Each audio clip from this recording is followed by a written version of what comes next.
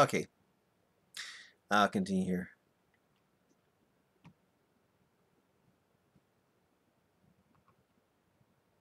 What's over here?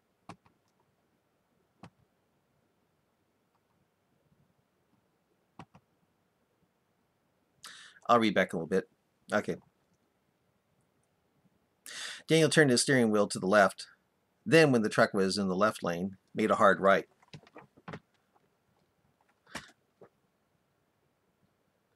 Putting the truck in neutral and applied the air brakes as he saw the Kenworth billowing smoke as it began to approach and gain ramming speed. While sitting in the driver's seat, Daniel pulled on a chain that was down by the floor of his foot, by the floor of his left foot, opening up the door to the place he'd normally put jugs of oil and coolant for the engine. "What are you doing?" asked a nervous Sally as Daniel ripped a covering away from the window over the lower bunk to his truck to see the Kenworth approaching.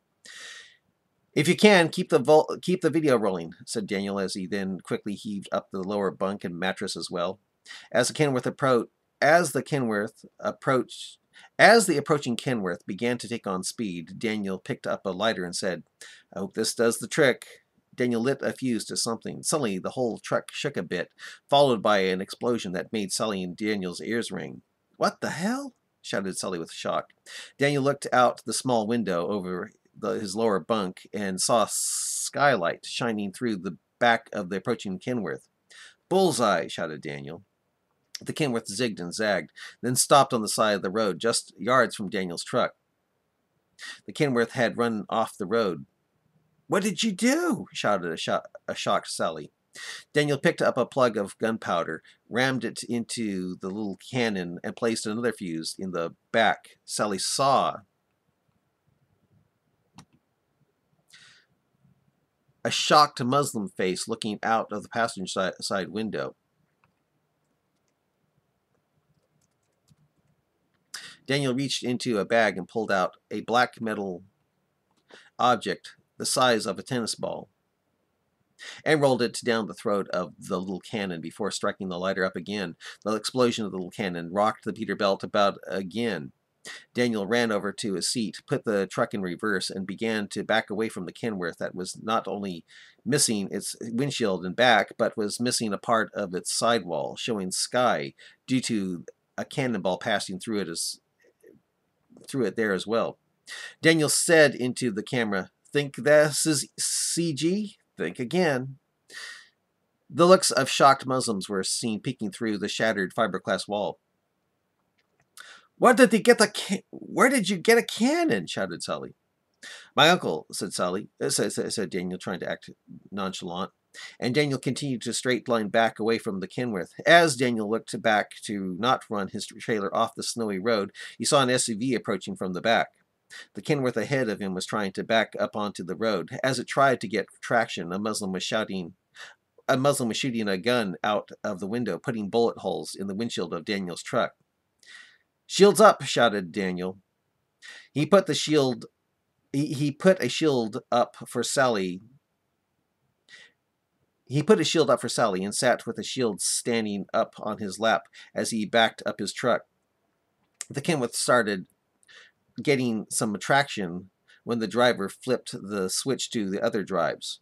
Daniel then shouted to Sally, "Have the shield face the Kenworth. I'm going to try to pass it." Daniel quickly put the truck in drive and tried to pass it. Daniel and Sally felt their heavy metal shields punch at them as the bullets hit. Suddenly, the phone started ringing. It was Daniel's dispatcher, Desmond.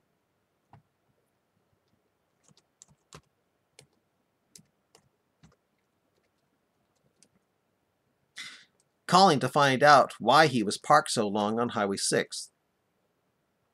But Daniel ignored the furious cussing inquiry as he tried to pass by the hostile Kenworth. The Kenworth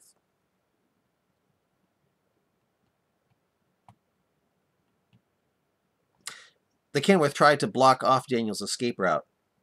Daniel had to drop his shield to shift gears. He quickly turned to the left and hit the back of the Kenworth with the bumper of his truck, knocking the Kenworth parallel to Daniel and knocking the Muslim who was shooting at him to the pavement, being that he was using the Kenworth as a shield. Daniel cringed to think of what damage the ramming of that truck might have done to his truck, but he quickly thought of what was more important and gunned it faster before the whizzing bullets made their mark. The Kenworth started backing up once again as the Muslims tried to ram it under Daniel's trailer and stop him that way. Seeing that that was their plan, Daniel pulled to the left, and the trailer hit the back of the reversing Kenworth, knocking it facing the north again. Yes, shouted Daniel. Yes, shouted a very jittery Daniel with the growing feeling of victory as the length of his trailer went traveling past the Kenworth. I got past them again. And the camera is still recording, said Sally, pointing the camera at the Kenworth that was now behind him. That was now behind them.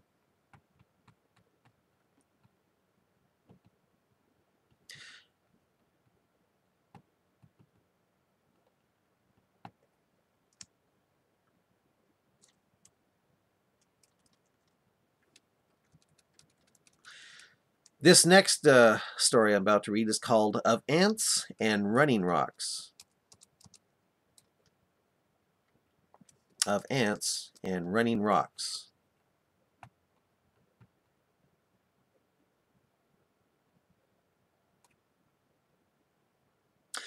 At the truck stop in Wyoming, a middle-aged trucker was trying to dock his rig between two other rigs.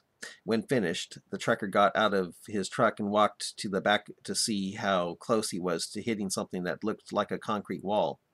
As he examined it, he noticed to the south of him an old abandoned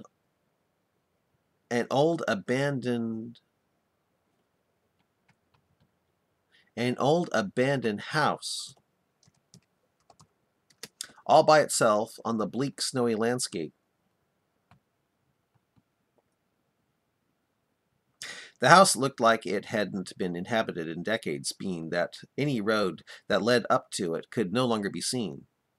It was all covered in grass. It was all covered over in grass that now covered in snow. The trucker took his lunch and decided to walk over to the place for exercise.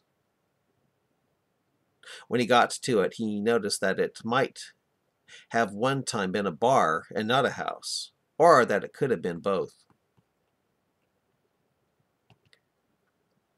This place must have been abandoned since the early 1970s, he thought. Probably no one has been here since. But as he walked about and explored the place, he came upon a counter that looked like it was once used for serving drinks, and found a dusty paper plate with Arabic writing on it. Oh man, thought the trucker with a sick feeling in his stomach. Even in here, you can't escape them. The trucker turned it over and saw a CD taped to the inside of it. Under the CD was a note with writing on it. The trucker went to pull off the CD to see what the note said, and the CD shattered into two pieces, making the trucker laugh. Still, he read this note that said, "Ignore what's on the back of this note. The project has changed and become more hard-hitting. It is planned to become more so." The trucker read what was on the back of the note anyway and felt bad that the CD snapped in two. Damn, he said to himself out loud. Looks like it possibly contained a key to destroy Islam. Oh well, probably was some crazy bastard talking rapture shit anyway. The trucker started ripping at his beef jerky and looking about the place for one last time. Right when he was about to leave the place, he noticed up on the shattered light bulb in the bathroom another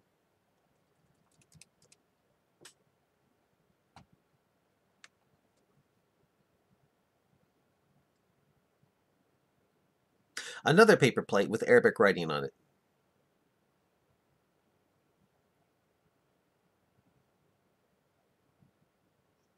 The trucker took it down and treated it more gently.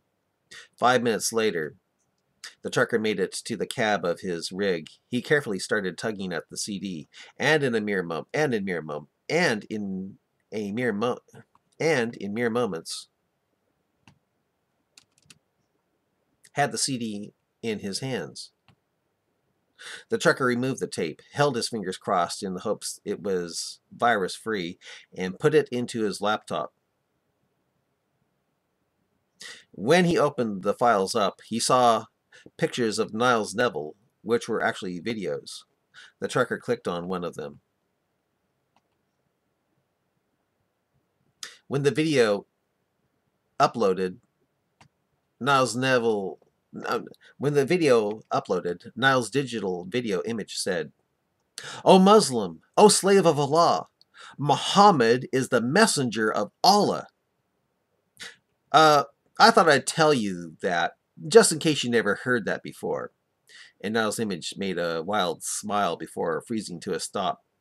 When the trucker realized the guy was being sarcastic with Muslims when making that comment, he burst out laughing. "When do you not hear Muhammad is the messenger of Allah?" the trucker asked himself. And he burst out laughing again. As the trucker played more of Neville videos in his rig, something was happening in the Las Vegas branch of the FBI. An FBI agent was at his desk when he got a call from someone claiming to be a Muslim. The G-man asked the voice on the phone if he could give his name to him. There was hesitation. The voice on the phone then said in a bit of a whisper, "My name is Mohammed Farouk. I'm just calling to tell you that this morning I watched a large propane truck go into the back of the mosque I try to look like I worship at, and some of my fellow worshippers started removing placards from it. They were also painting over the words that say propane and replacing it with the word milk.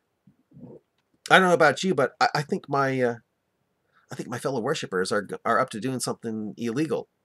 I think they are up to doing something creepy with a propane truck. It was just a couple of days ago that they were doing the same thing with a fuel truck. They seem to think that by just taking hazard placards off of a fuel truck, makes it so everyone will suddenly assume it's a harmless milk truck, for crying out loud. Isn't that stupid?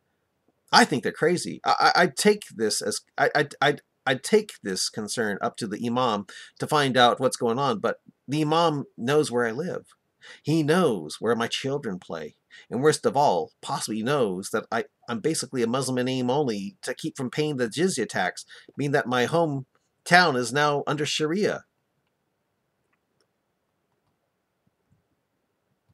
The G-man looked greatly concerned and asked, "You're not screwing with me, are you, buddy? You're not testing me to see if I'm a hater, are you?" The voice, claiming to be someone called Farouk, said, "What? No, I'm really a Muslim. I'm not testing you to see if you're a hater. There really is something going on with a propane truck down at my mosque. Please check it out and see if they aren't going to do something terror-related with it, okay?" There was hesitation in the G-man's voice as he asked in a trembling voice, "Honestly, I really have nothing against Muslims nor their faith. I'm not a hater at all. As a matter of fact, I'm thinking of becoming a Muslim to prove it." The man who called himself Farouk cussed and hung up the phone. The G-man looked about with fear to see if he was being watched.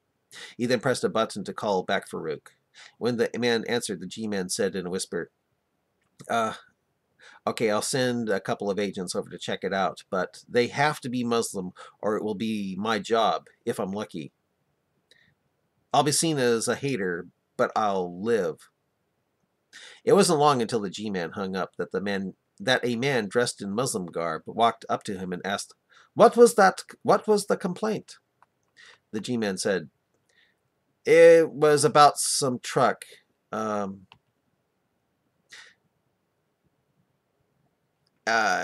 was about some truck.